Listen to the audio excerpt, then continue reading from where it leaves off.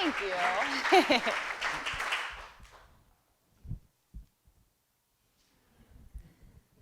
When I entered kindergarten, I remember I was really excited for recess.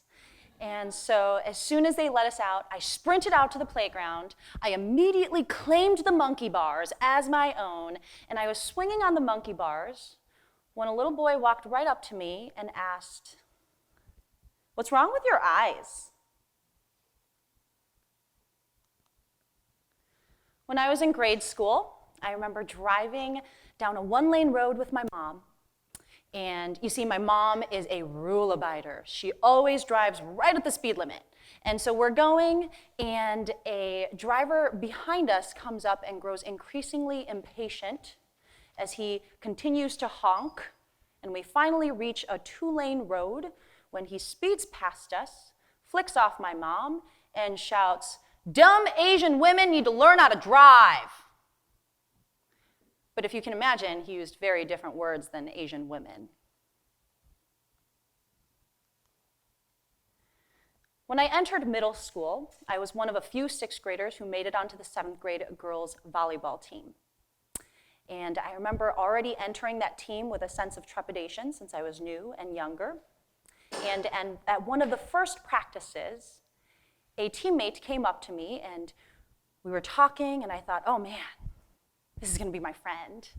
And then she shared with me, "You know, you sort of smell funny, and I think it's because of your Asianness." When I entered high school, I felt like I finally figured out how to fit in. I knew the right things to say. I stopped myself from saying the uncool things. I felt like I knew how to sort of get along with all of the different social groups and stay neutral with everybody. And I also remember only allowing myself to participate in the sports and activities that were deemed cool, whatever that means. And so I was feeling like I had finally figured things out. Basically, I'd gotten really good at assimilating. We were sitting at a sleepover with some of my friends when we started talking about various things until they finally told me, "You know, Sarah, we don't see color. So when we look at you, sometimes we have to remind ourselves because we forget that you're not white." And so I had to take a step back in that moment, but it still didn't quite sink in. And as an adult, I have had instances when I have been asked to offer foot massages and pedicures because my people are good at that. So I don't share these stories to pretend as if these are the worst examples of society's discrimination and injustice, because let's be honest, there are far worse stories than what I just shared. Unfortunately, my experiences pale in comparison with many others. But I've realized that these are my stories, and it's time that I own my story. Because in order to have the most meaningful, authentic, and powerful voice that I can have, I realized that it was essential for me to be willing to look at my own stories, my experiences, my color of skin, my gender, my own privileges, all in order to be able to form my individual unique voice. So, to empower the individual student's voice, I believe we as educators must be willing to take a look at our own individual voices, a hard look. What is our personal background? What are our stories? What is our musical background? Who has informed our musical training? Who has informed our understanding of the world of education? Why do we pick the music that we do? Does the music we do speak to the students before us? And if it doesn't, what are we doing to help make that music speak to them? And perhaps more importantly, what are we doing to provide opportunities for our students to further explore music that already speaks to them? Are we approaching music education in a way that empowers the individual student voice and their identity? Or are we just expecting them to fit in with the masses, with the ensemble? Trust me when I say these are not the kinds of questions I was asking myself when I first started teaching. Because in retrospect, when I first started teaching, I think I was actually quite ashamed of my voice, of my identity. Because whether knowingly or unknowingly, I believed that assimilation was the only path to success. And unfortunately, in a lot of ways, that probably was true. But in recent years, my perspective on that has changed completely because you see, my 3-year-old daughter came into our world and she changed everything. Everything. She brought so much chaos into my life. Just like so much chaos, so much chaos. But I like to say that for as much chaos as she brought me equal part clarity. She made me see things in a way that I had never seen before, reflect upon my experiences and others' experiences in a way that I had never reflected before. She made me want just the best things for her. I know the parents in the audience know what I'm talking about. The best things, the best foods, the best toys, the best crib, the best bed, the best room, the best experiences, the best environment. And that's when I looked around and realized, oh my God, what is this world that I have brought her into? And that's when these experiences, these memories, like the ones I shared with you earlier, among others, started flooding back to me. Memories that I had repressed for years with embarrassment. I suddenly was looking at those same memories from a different lens. And I was able to name them for what they were. Examples of prejudice. Examples of injustice. And I found that I was no longer ashamed. I had nothing to be ashamed of. As I remembered these times that I felt deeply hurt, the times that my parents felt deeply hurt, the times that I had hurt my parents because of my own insecurity and my identity, the times that I hurt other people, not realizing probably how much I was negatively impacting their journey to find their voices. As I reflected upon all of this, I realized, oh my goodness, what do we do about this vicious cycle and how do we stop it? Not just for my daughter, but for all of my students and for all of our youth, how do we stop this vicious cycle? At first I felt at a loss, and then I felt empowered because I reminded myself that I am in this field of music education where I have the creativity and freedom to be able to explore these things through our music. So with this newfound conviction, I found myself approaching our class and our music completely differently.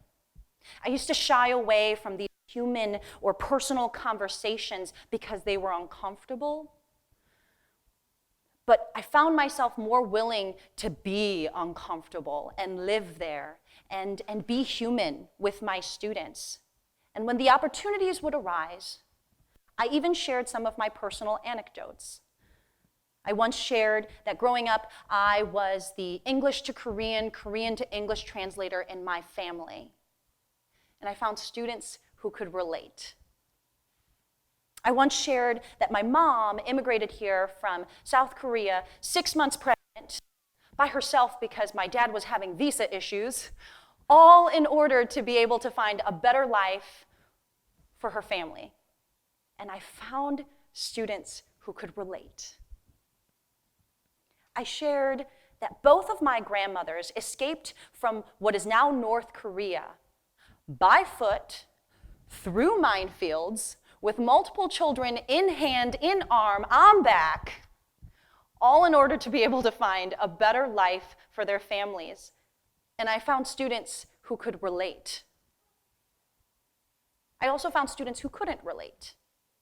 But I found that in these moments, these students witnessing and feeling the vulnerability of the room were much more willing to listen, to understand, to expand their understandings. And I also found that these same students were more willing to share their personal stories and their struggles. And I found as a whole, we were all much more willing to own our individual privileges. I found that these were some of the most valuable educational and life experiences that I have ever experienced. Now, I don't share these things to say that we should just talk in class all the time, because we know there's too much music to be made. But I would argue that when the opportunity presents itself for us to be able to approach these human situations, these issues, it is our moral imperative as educators to be willing to approach them with our truest selves, using our truest voices. Because if we do not demonstrate pride for our individual voices, how in the world can we expect our students to do the same? If we choose to stifle our individual identity and the individual identities of our students, I argue that we lose out on the opportunity to make more meaningful human connections, and I confidently argue that we lose out on the opportunity to make more powerful music. As educators, we have the eyes and ears of hundreds, and across time, thousands of educators, or thousands of students. Thousands of students. And to take it a step further, we are music educators. We are educators with the most powerful tool for learning. Not that I'm biased. A tool that, when used in all of its different capacities, can speak to anyone on earth. What an incredible power we hold in our hands. So what will we choose to do with this power? Will we choose to see each individual student and celebrate their identity and their growing voices, not just for the color of their skin, their gender identity, their sexual orientation, their cultural backgrounds, their religious beliefs, political beliefs, varying learning abilities, not just for all of those things, but also for their unique individual voice that no one else in this world could ever possibly duplicate? Will we choose to celebrate that? Or instead, will we just see them as one of many? Will we choose to listen to their stories, their struggles, their successes? Will we choose to understand their journey? Will we choose to empower our students and their individual voices and celebrate them for what they are, help them grow as individual musicians and, more importantly, as human beings? Or instead, will we choose to force them to assimilate into our predetermined understanding of music education?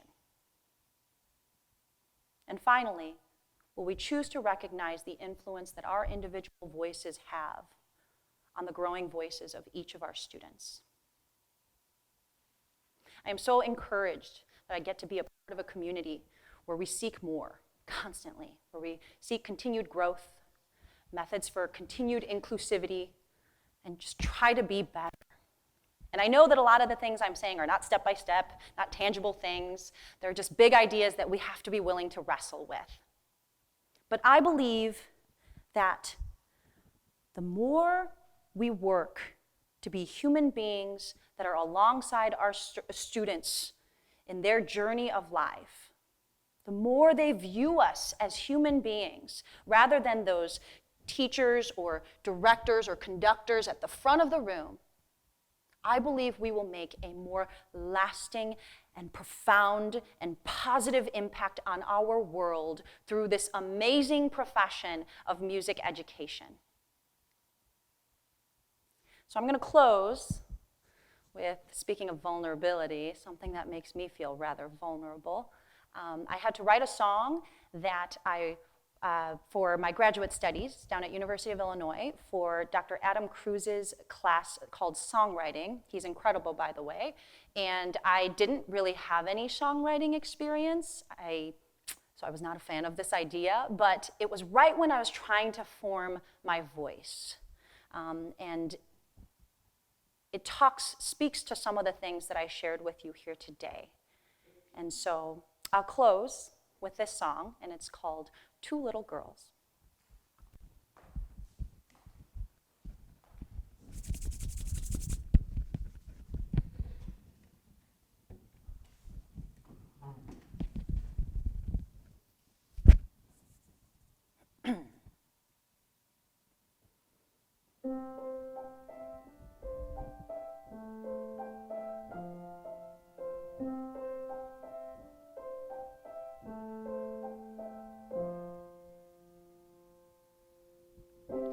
A little girl dangled on the monkey bars,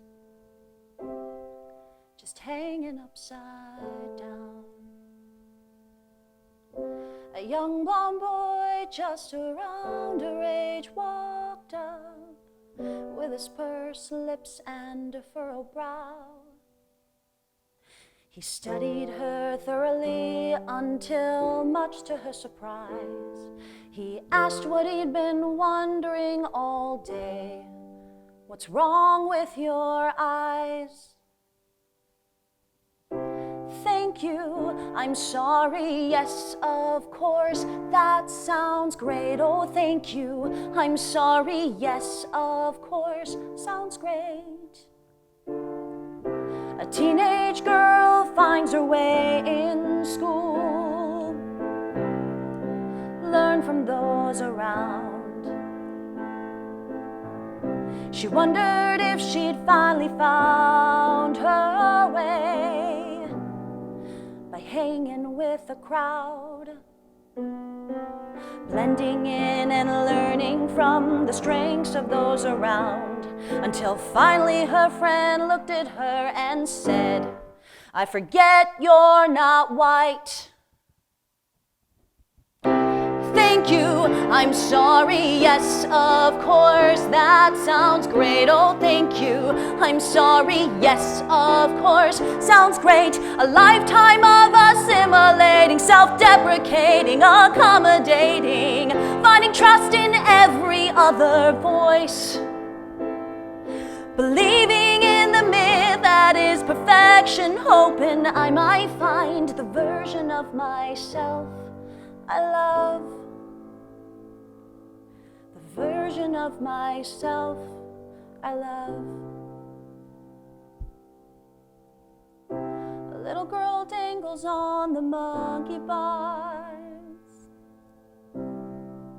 hanging upside down. Her mother smiles at her and runs right up to kiss those sun-kissed cheeks. She studied her sweet daughter's face to see glimmers of her own. She shared with her some thoughts from that day. My beautiful girl, thank you, I love you, my kind, inspiring girl. Yes, thank you, I love you. Have faith and know your strength. My lifetime of renewing strength, recognizing hate and naming wrongs. I found trust in my familiar voice. Thank you for giving me a clearer vision of myself, the version of myself I love, the version of myself I love, the version of myself I love.